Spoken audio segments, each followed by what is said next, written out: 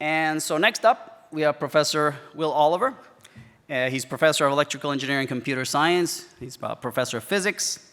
And he's a Director of the MIT Center for Quantum Engineering, and among other titles.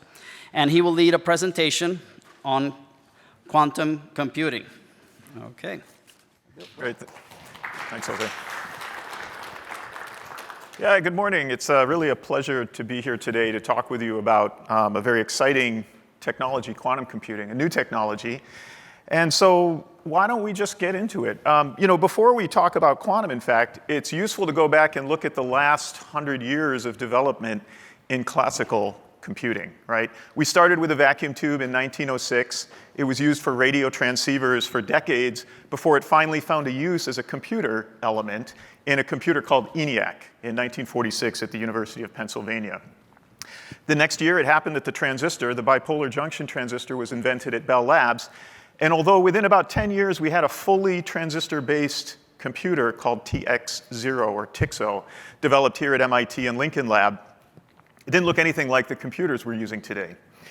To get to that point, we had to have the integrated circuit. That was developed in the late 50s. Fast forward 20 years, and Intel's starting to make 4-bit processors. What I show here is the 4004 with about 2,000 transistors. Fast forward 25 years, some of us may remember the Pentium Pro with millions of transistors. And then fast forward another 20, 25 years to get to where we are today, billions of transistors, GPUs, multi-core processors. So standing where we are today and looking back, it took well over 100 years to get to this point.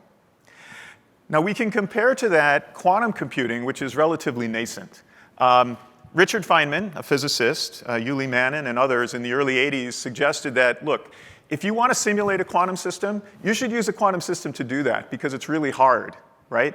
And everybody knew that, but nobody knew what quantum computing meant. Fast forward 15 years into the mid-90s, and we started to have the first algorithms being proposed by people like Peter Shor here at MIT, Eddie Farhi, and others. And in fact, we also had the first theoretical ideas behind how you can correct errors in a quantum system, quantum error correction. So theoretically, we knew how to do it, but then we had to actually build these quantum computers. And so you'd have to fast forward 20 years to get to where we are today, where we have the first very small, but small-scale quantum computers in the cloud that people can access with 50 to 100 qubits. And we even have demonstrations of quantum supremacy where we've shown that a quantum computer can actually outperform the world's most powerful classical computers for a simple problem. It's a demonstration. So look, what all this means, the takeaway is that quantum computing is transitioning from scientific curiosity to technical reality. That's happening around us right now. But we know that advancing from discovery to useful machines is going to take time, and it takes engineering. And one other thing that we know is that you probably need to be in the game if you want to play. It's no surprise that many of the technology companies that lead in transistor-based computing were in that field for decades. So it's not too early to get into quantum. These are what commercial processors look like today. In the upper left is Google's Sycamore chip, which they use to demonstrate quantum supremacy. Below that is IBM's chip. This was with about 16 qubits. They now have chips with 50 and more. This is Rigetti, a startup company. IonQ, which does trapped ions, and you'll hear about those in the next talk. This is the D-Wave quantum computer. It's a different type of quantum computer called a quantum annealer, and that's been online for several years. Now, of course, this thing in the middle, this is not a quantum computer. You'll probably recognize that as the Wright Flyer, the first self-propelled manned flight airplane. And it flew maybe 200 feet, okay? It didn't revolutionize transport at the time. It didn't replace shipping or trains or cars. We still have those today. And I find this to be a good analogy for quantum computing because quantum computers are not going to replace the classical computers we have today. But nonetheless, we know that airplanes were very, very important, right? Obviously. And quantum computers similarly. They won't replace quantum computers. They'll have their own niche going forward. So there's a lot of promise to quantum computing, but to realize that promise, we're now at the point where we need to build and engineer quantum systems that are robust, reproducible, and extensible. And I'd like to talk a bit about that today. So here's an outline. I'll give a brief introduction to quantum computing. We'll look at the different candidate technologies or modalities that people are thinking about to build a quantum computer, and then just a bit about engineering those systems. So how is a quantum computer different? Well, again, let's compare against a classical computer. A classical computer is built from a bit. It can be a 0, or it can be a 1. That's it. They're discrete states. And with our transistors today, there's almost never an error. It's maybe 1 part in 10 to the 20 or 10 to the 24. They basically never fail. So if you set it in state 1, you'll measure state 1. If you set it in state 0, you'll measure state 0. Quantum computers, on the other hand, are different. They're built on something called a quantum bit, or qubit. It's a 2-level system, so it's a bit in that sense, but it's quantum mechanical. And the way that we can think about it is look at this sphere here. Think of it as the planet Earth. If you're at the North Pole, you're in state 0, and if you're at the South Pole, you're in state 1. And when you're at the North or South Pole, you're no different than our classical transistor. But of course, we know we can be anywhere on the surface of the planet Earth, not just the North and South Pole. And when you're anywhere else on the surface of the Earth, you're in a quantum superposition state, for example, alpha 0 plus beta 1, which carries aspects simultaneously of both 0 and 1. That's very special, and it's manifestly quantum mechanical. Now, you're at one place on the Earth, so it's just one state, but that state carries aspects of both the North and South Pole simultaneously. That's quantum mechanics. Now, the consequence of that, one consequence, is that measurement is probabilistic. If you're on the equator, you're 50-50 North Pole and South Pole. But if you're on the equator and you make a measurement randomly, half of the time you'll snap up to the North Pole, half the time you'll snap down to the South Pole. So measurement is probabilistic in quantum mechanics, and that makes a big difference. So what it means is that quantum computers encode information in a fundamentally different way. So the consequence of that we can now look at, where we look at a classical computer again. If you have 3 transistors, you can form an exponentially large number of states, 2 to the n, so 2 to the 3 would be 8. And you could put those transistors in 0, 0, 0, 0, 0, 1, et cetera, all the way up to 1, 1, 1. But you can only represent one of those at a time. That's the important part. So if you want to, say, take an input like 0, 0, 0, put it into your classical computer, it'll give you an output. But if you want to run through all 2 to the n of those inputs, you basically only have 2 choices. You can either parallelize the hardware, or you can take one piece of hardware and serially in time keep putting those inputs in. Either way, if there's an exponentially large number of those inputs, it's going to take either exponential resources or exponential time. So quantum computers are different. They still have these 2 to the n states that they work from, the classical states, but you can put all of those aspects into one single superposition state. And what this leads to is illustrated here, where you could have one input with all of these 2 to the n aspects go into the computer, and it will output something with 2 to the n aspects as well, right? And that leads to things like quantum parallelism and quantum interference, which underlie the power of a quantum computer. So the way that that works, I'll just run through that here, is you have this massive input state, 2 to the n different aspects, and it goes into the computer, and an algorithm designer has specified a prescription of gates, operations that you're going to do. And so there's single qubit operations and 2 qubit operations. And what's special about this is that you apply one operation, one rotation, to one qubit. But even though you're doing that, it's affecting all 2 to the n aspects in that state of your quantum computer. That's followed by quantum interference, which you can think of as wave interference. And occasionally you'll have some 2-qubit gates where the state of one of the qubits influences what operation is done on the other one. I won't go into detail about that, but it's the same story. You're applying one gate to one pair of qubits, but it affects 2 to the n aspects in that state. Followed by quantum interference, and this continues on. And what you can see is that you're gradually changing these coefficients in front of the states such that by the end of the algorithm, the goal is that one of these aspects has basically 1 in front of it, and the other ones all have 0. That's how a quantum computer works. It doesn't solve the answer to every single input and give you every single output. That's not what happens. What happens is, through the course of the algorithm, it coalesces around what is the right answer, de-emphasizes the ones that are the wrong answer.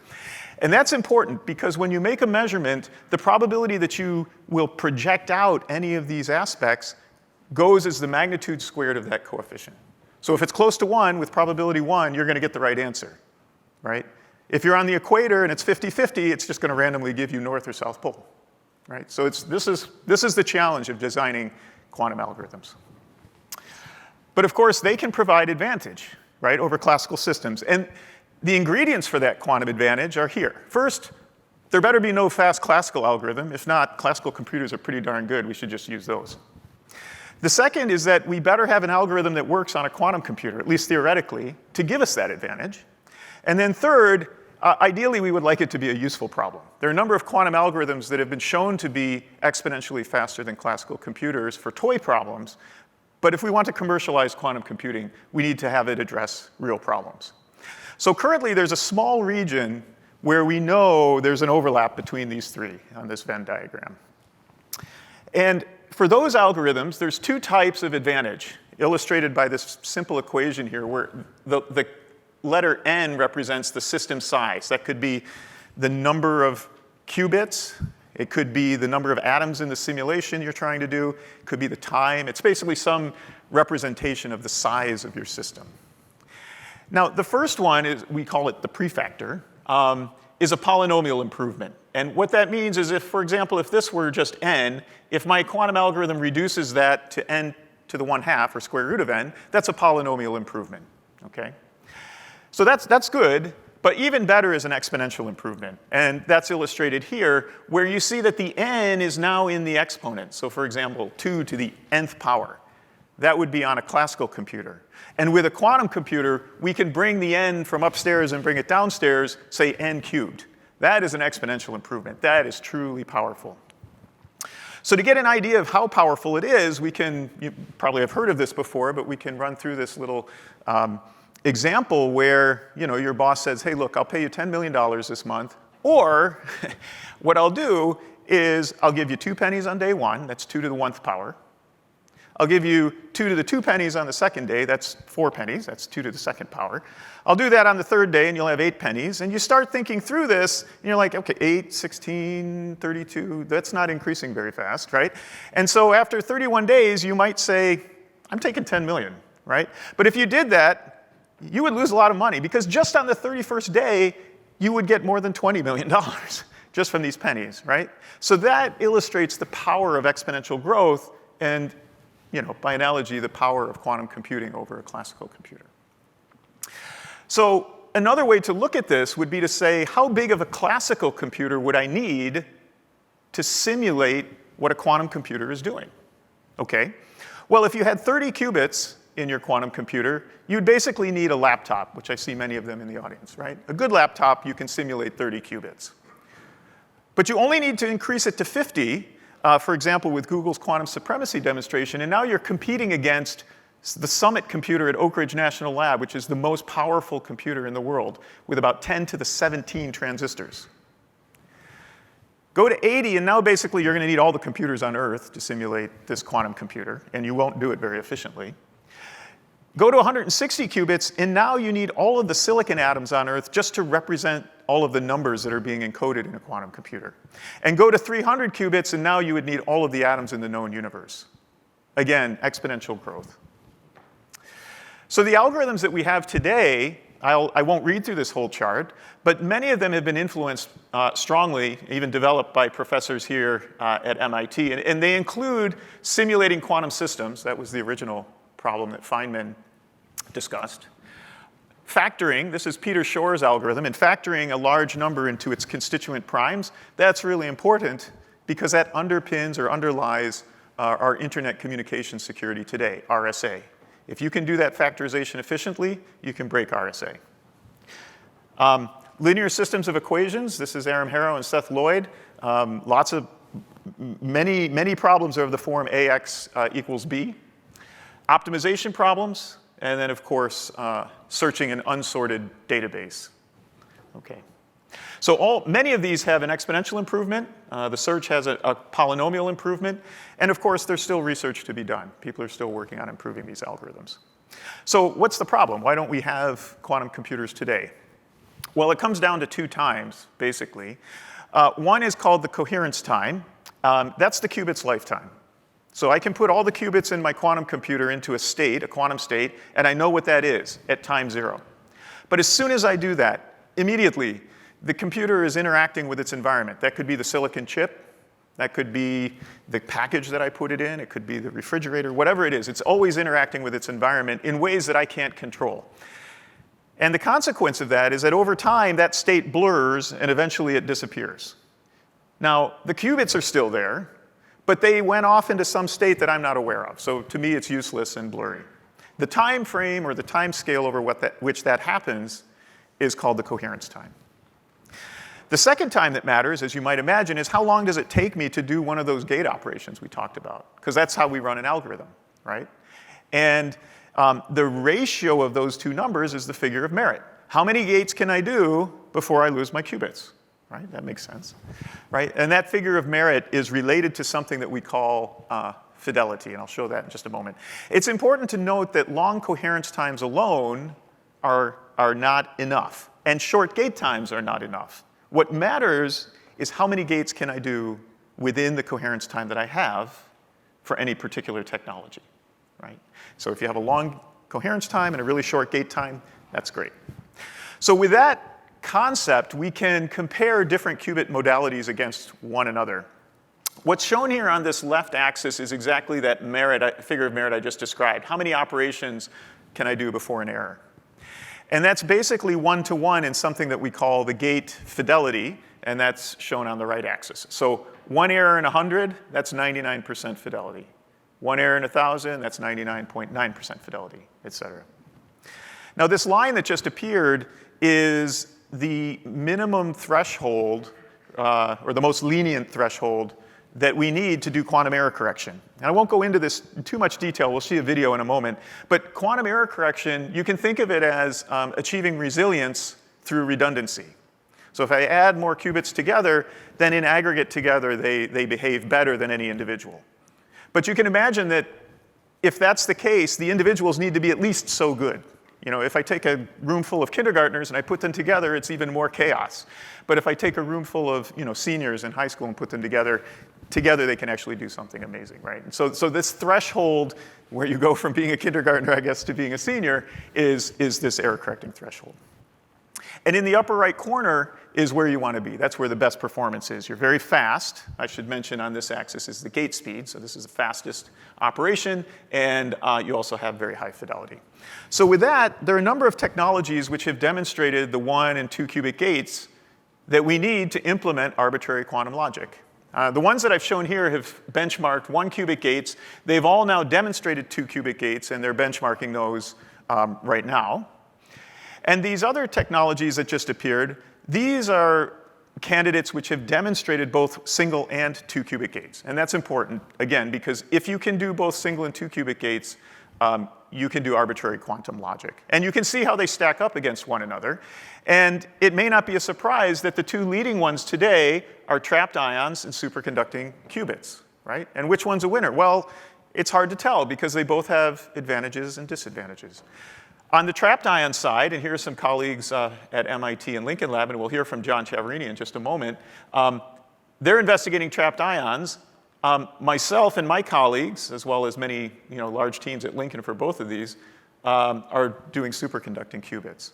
And in a nutshell, what are we trying to do? Well, trapped ions are trying to make their gates faster.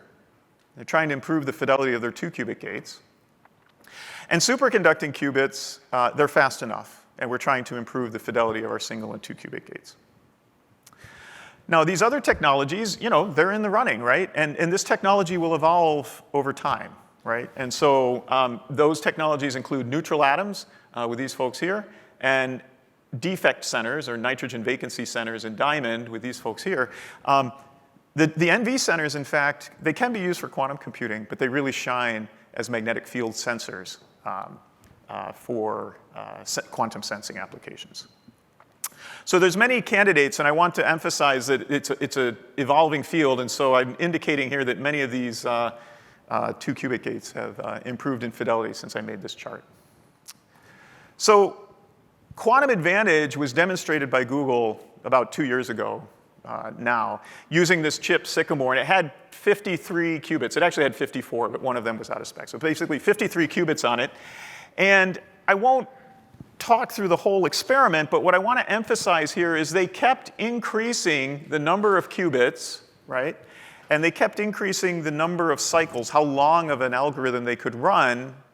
And you can imagine that when they only had a few qubits or they didn't run too many cycles, they could similarly simulate that on a classical computer. But at some point, due to this exponential growth, you increase by 1 or 2 or 3 qubits, and suddenly it just becomes really hard or practically prohibitive to do that on a classical computer. And that's exactly what they did. To give you a few numbers, 53 qubits probably requires about 100 kilowatts of power to operate. And they did this experiment. They generated a random number in about 200 seconds. You can compare that with Summit's classical computer, the top one supercomputer in the world, which, as I mentioned, has 10 to the 17 transistors, which they get from 40,000 processors, and it runs on more than hundreds of megawatts of power, and it would have taken that computer several days to do the equivalent calculation, right? So that is very, very powerful. That is very powerful, and it's illustrative, and I think it is like the Wright Flyer, right? It's not, we're not going to all run out and buy quantum computers tomorrow because of this, but it shows that there is promise, and that if we can build robust, large systems, we can solve real-world problems. So what does it look like to actually build that larger system? How are we going to do it? Well, of course, if we build a system, we need an architecture. I'm showing one here, and what I want to highlight is it looks quite similar to classical computing architectures. There's some small differences. So of course, you have an application layer at the top where you have a terminal and somebody's programming a quantum algorithm. And at the bottom, you have physical qubits. Those are the technologies we just talked about. And in between, you basically have the control. So you have a logical controller that interprets your program and sends commands down to your physical qubits. But these two layers in between, we have them in classical computers, but they're really important in quantum computers. And that's ways to mitigate or fix errors as they occur. I mentioned that a transistor fails maybe in 1 part in 10 to the 20. Today's qubits fail in 1 part in 10 to the 3. A big 17 orders of magnitude difference. And we have to make up some of that difference if we're going to make practical quantum computers. So what that means is that every clock cycle of a quantum computer, you're implementing the algorithm, but at the same time, you're checking for errors and trying to fix them. In fact, you're also mitigating them. And so I have some videos here that illustrate that. It gets a bit technical, but with the video, I think it's straightforward. And the analogy I like to use is lacrosse, which hopefully you're familiar with this sport. But basically, the player is carrying a stick with a basket at the end, and you want to keep the ball in the basket as you run down the field so that you can throw it in the goal. All right, and the question is how you do that. So here's a young man, and he's playing lacrosse the wrong way. He's very unhappy when I told him to do this. But basically, he's running, and the noise of him running on the bumpy ground makes the ball fall out very quickly. Those are our qubits today. Their environment, you're trying to run with your qubits, but due to the environment and the ground, it's noisy, and it's just going to bump the ball out. So of course, nobody plays lacrosse that way. What we do instead is something called cradling. We go back and forth with the stick. We're not thinking about it. There's no feedback. We just know that if we do that, it's a good idea, right? And so this person, by cradling, is decoupling the noise of the ground and the environment and him running from the ball. And the ball stays in the basket. And we have techniques in quantum computers, it's called dynamical decoupling, where we apply pulses that decouple the qubits from its environment, just like that, right? So that works very well for a lot of the errors, but not all of the errors. You still have a defender, and you don't see the defender coming. He comes up behind you and knocks the ball out. Okay, that happens sometimes in quantum computers too. And when it happens, you have to do what this player does. First, you recognize that the ball fell out. You then go and find out where it is, and then you go and correct the error. And immediately after that, you start cradling again, right? And that's what we do in quantum computers. It's called quantum error correction. We identify that an error occurred, the type of error, we fix it, and then we continue with the dynamical decoupling. So just a slide or two on my own research. I work on superconducting qubits, as I mentioned. There are a couple pictures here of superconducting qubits. The coherence times that we have, this qubit lifetime, is about 100 microseconds. And the gate times are very fast, nanoseconds or 10 nanoseconds. And the result is that our fidelities for 1 and 2 qubit gates are around 99.9%, which is at, I would say, state of the art worldwide. But of course, what we want to do is to look at something more than just a straight line or a linear chain of these qubits. We want to start looking at two-dimensional arrays. And as you look at this, it looks pretty, I guess. It's made of gold and looks great. But you see these long wire bonds that bring signals in from the outside. And it's pretty crowded because we have lots of lines that need to get in laterally to the qubits. And you can imagine that that's just not extensible. Right? And the solution, of course, is to go to 3D integration. And that's an area that we work on quite a bit. I want to call out Keysight Technologies for a very generous donation to the group, which is enabling us to build a system capable of measuring up to 64 qubits here at MIT. And this is a really fantastic development where we will measure chips like this. But to do it, we need to 3D integrate, especially if we want to go to 5 by 5 or 6 by 6. And what I show here is a picture, which we have built, but this is just a picture where the qubit chip is on top.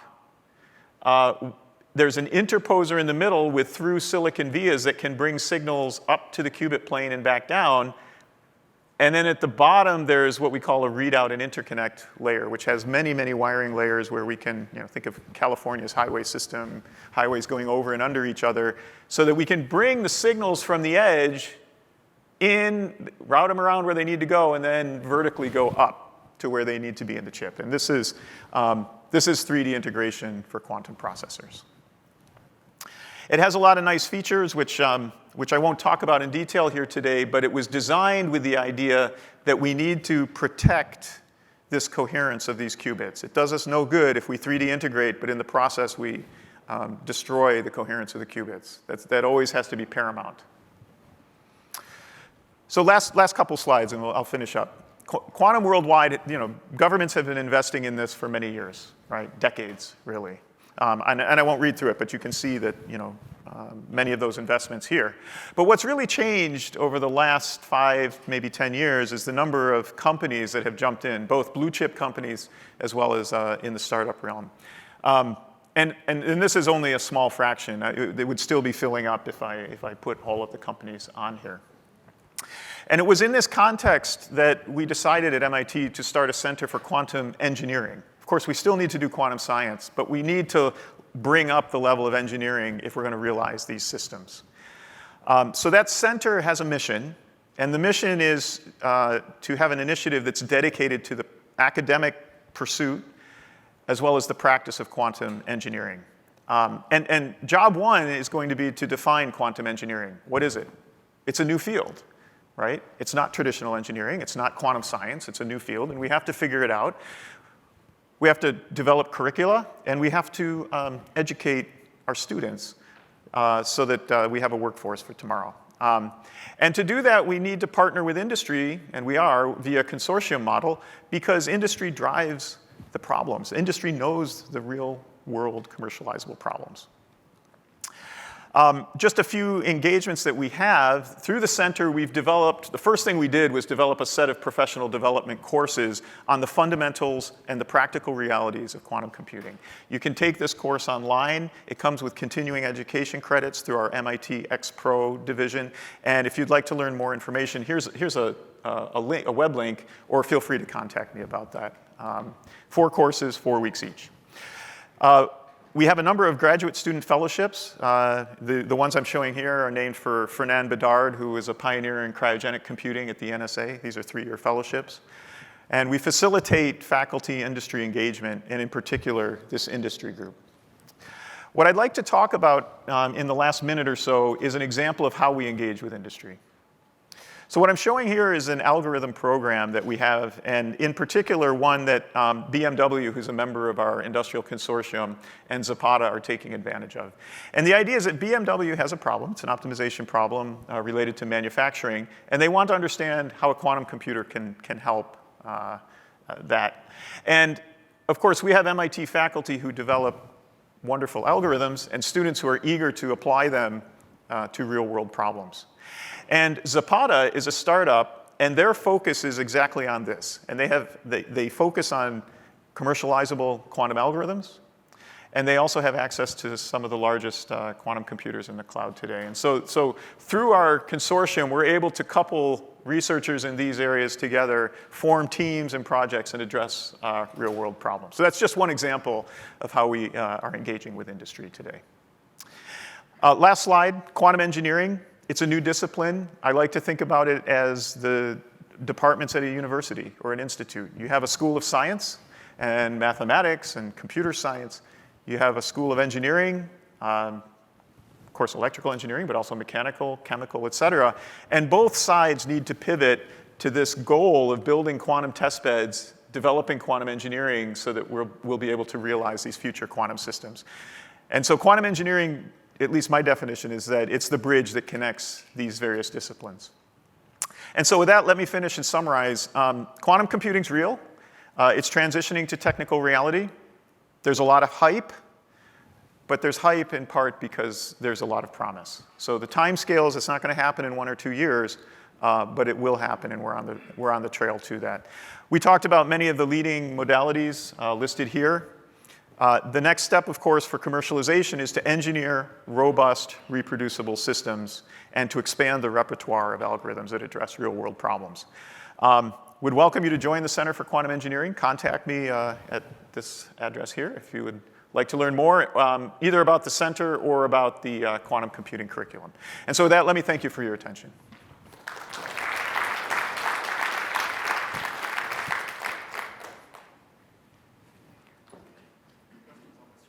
Oh, yeah, OK.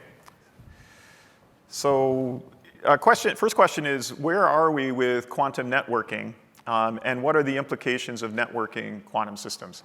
So, of course, quantum information technologies include quantum sensing, so sensing information, quantum communication or networking, which is communicating that information between different places, and then quantum computing, as we just heard, which is processing that information. And the networking part is important from two perspectives. One is that you will want to connect quantum computers in distant locations together. Okay, and so that's one reason. The second reason is that quantum communication can afford us a way to communicate securely by the laws of quantum mechanics. Now, it doesn't fix the fact that you have human beings at each end who can be compromised, but at least the communication channel itself can be made secure in a quantum mechanical sense. So in some sense, you could think that what Peter Shor's algorithm takes away from us by quantum computing, quantum networking can return to us through quantum communication. So where we are today was the second part of that, and we're working on metropolitan scale quantum communication. There's also been a demonstration by the Chinese of communicating via a satellite to distant points on Earth, using these quantum protocols. But to make it go beyond, at least in a terrestrial sense, to go beyond, say, metropolitan scale, we need to build what's called a quantum repeater. And so that's an active area of research. The next question is, what is my opinion of the photonic qubit architecture used by the Chinese team, which demonstrated a quantum supremacy result? So I didn't mention that technology because it's a probabilistic technology, but building a quantum computer based on photons is another modality. The Chinese have done it using a boson, or implementing a boson sampling problem, which, like generating a random number, you can show quantum supremacy, but it's not really a commercializable problem that they've addressed. There are startup companies, Xanadu, PsiQuantum out in California, and others that are trying to do this. The challenge that they face is that you lose a lot of those photons along the way. And so the way that they interact photons, they have to teach photons to interact. They don't like to interact generally. And so you collide them at beam splitters, you measure one output, and conditioned on that output, you keep or reject the other output. So their strategy is start with lots of photons, hundreds or thousands more than you'll actually need, run them through a chip in one direction, having them interact with one another, throw away the ones that didn't work, keep the ones that did work, and at the end, hopefully you have enough photons left. So that's their strategy, and it can leverage microfabrication in silicon technologies to do this. How might quantum computers influence or be influenced by blockchain technologies? The connection there, to my mind, is not a strong one today. I think that blockchain is meant to protect certain types of information, and they may be susceptible to attack by a quantum computer in the future when we have one that's large enough to implement something like Shor's algorithm. But today, I don't see this as a strong connection. The next question is, what materials integration improvements are needed to improve scaled quantum computing devices? Well, it's all about coherence, right? And the need to do 3D integration we talked about, and I think John will talk about it as well in the next talk. We have to do that if we're going to build larger scale systems. But that added fabrication and those additional materials need to be engineered to be compatible with high coherence. As I mentioned, it does no good to build this complicated structure where the signals get to where they need to go, but in the process, we killed the qubits. That doesn't work, right? And so the challenge is that we need to develop materials, and in particular, the surfaces of those materials are the most sensitive, that enable both the 3D integration as well as high coherence. So do we see a future where quantum processing units, or QPUs, exist alongside other components in conventional computers or phones, much like how tensor processing units have become more common? I think that it is certainly true that we will have quantum computers working in tandem with classical computers. That's almost always going to be the case, at least as far as I can foresee.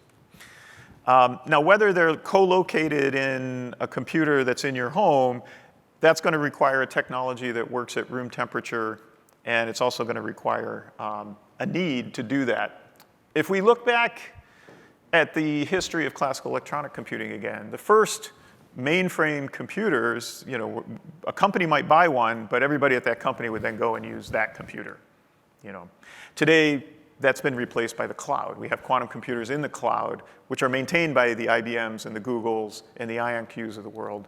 But then people will get online and go access that computer. And I think that that's where we'll be for many years, perhaps decades, because the technology is so challenging and so expensive to maintain. But having said that, I think we're all familiar with the IBM Watson statement from the late 40s, early 50s to say we see a commercial viability for maybe 10 classical computers ever, right? And that, of course, turned out to be colossally wrong, that there's computers everywhere. So I don't want to stand here today and say, and make the same mistake, but it will take us a while to get there. What are some likely disruptive quantum sensors? And the example given here is quantum radar. In fact, I think the idea behind quantum radar, although a laboratory curiosity, has been shown to be, in a system sense, at least to my understanding, in a system sense, it's not that useful. And the reason, one reason at least, is that when you think of radars, you think of very, very large powers. And that translates to lots and lots of photons. But in practice, these quantum radars, people are talking about generating entangled photons, and maybe there's one entangled photon, right? And so I think quantum radar is not a great example for quantum sensors, but a really good example for a quantum sensor is using defect centers in diamond as magnetic field sensors, right? And that has many applications. One would be, say, to detect large pieces of metal underwater. Another would be, say, to detect oil deposits or other deposits under the earth.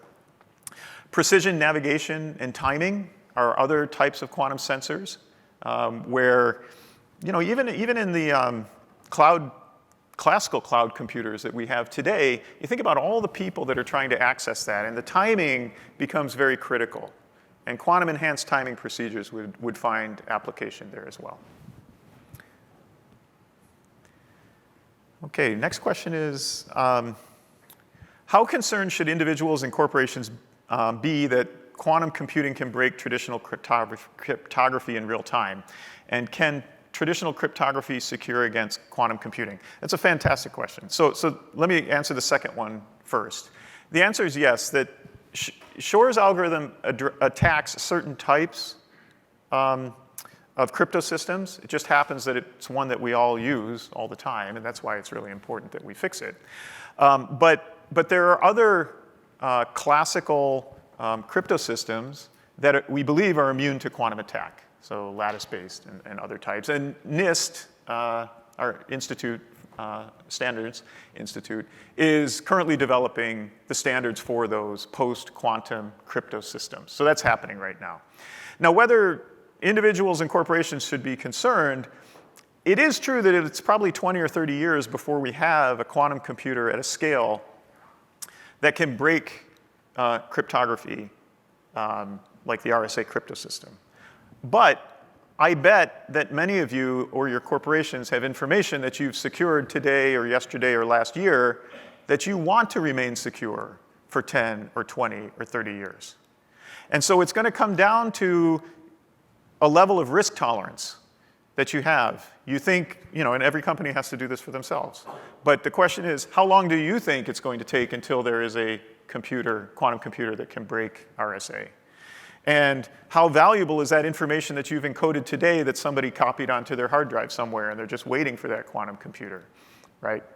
And what is the cost to replace and transition from one type of crypto system to another, right? And the answer is probably going to be different depending on where you stand on those different questions. But the fact is, in my opinion, it's not too early. In fact, it is not too early to start thinking about it, because it's not the case that we need to wait until that quantum computer exists to be worried, right? Because as soon as that quantum computer exists, it can take the last several decades of information, right, and potentially decrypt it. Maybe the last question, given how cold space is, are there opportunities for quantum computers on space platforms? That is an interesting question. It turns out that outer space, roughly speaking, is around 2 Kelvin. And the refrigerators that we use in our experiments are at 20 millikelvin. So in fact, they're about 100 times colder even than outer space. That sounds ridiculous almost and esoteric, but in fact, these refrigerators are commercial items, so it's not really a big deal. Now, outer space sounds interesting. I think it would be cool. But one thing to think about is that there's a lot of radiation, right, that is in outer space that we don't have here on Earth. A lot of it disappears. Not all of it, but a lot of it disappears. And so we would have to think about making radiation-hardened quantum computers if we wanted to put them in outer space. And I would say, first, let's focus on making quantum computers here on Earth, and then we can think about outer space. Thank you very much.